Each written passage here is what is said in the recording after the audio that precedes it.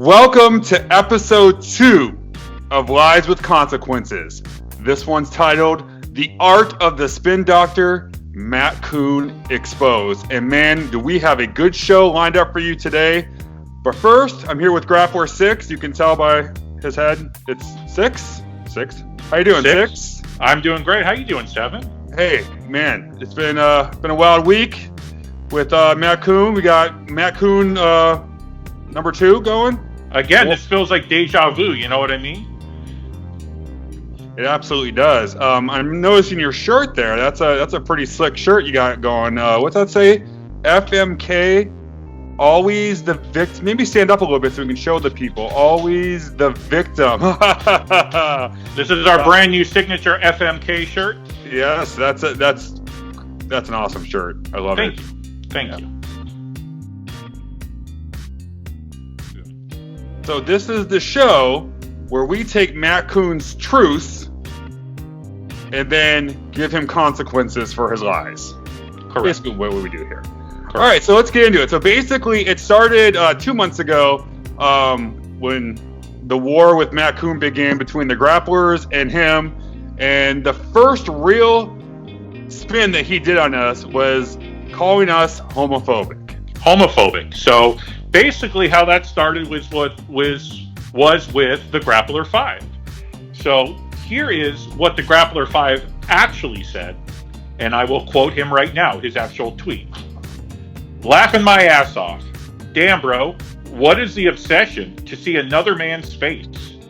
Chill out, Mark Koon. That's suspect.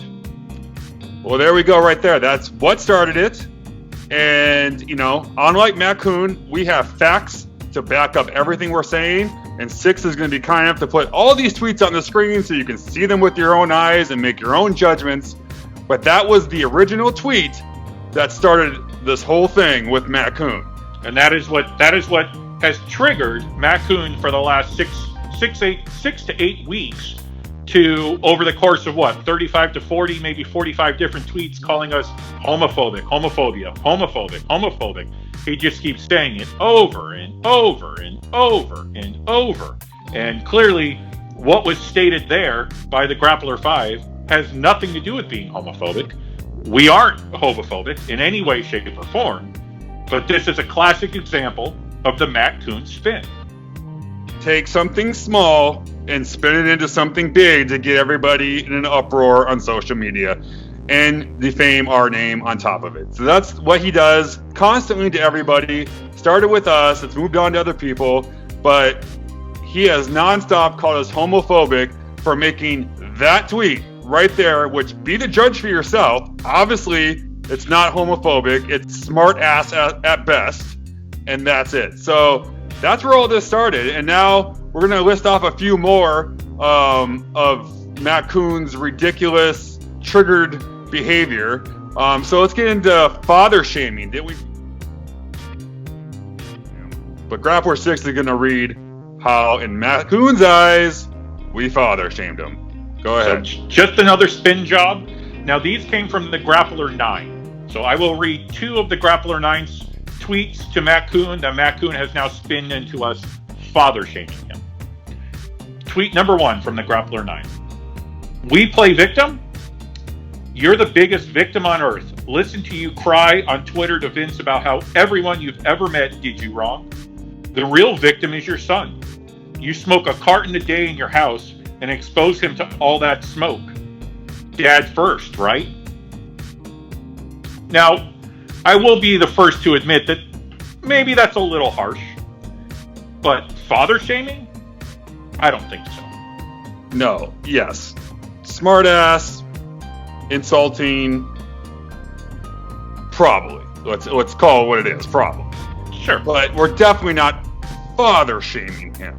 Clearly, we don't know. And really, should he be smoking cigarettes in the house with his son? No. And of course, we don't know anything about his personal life.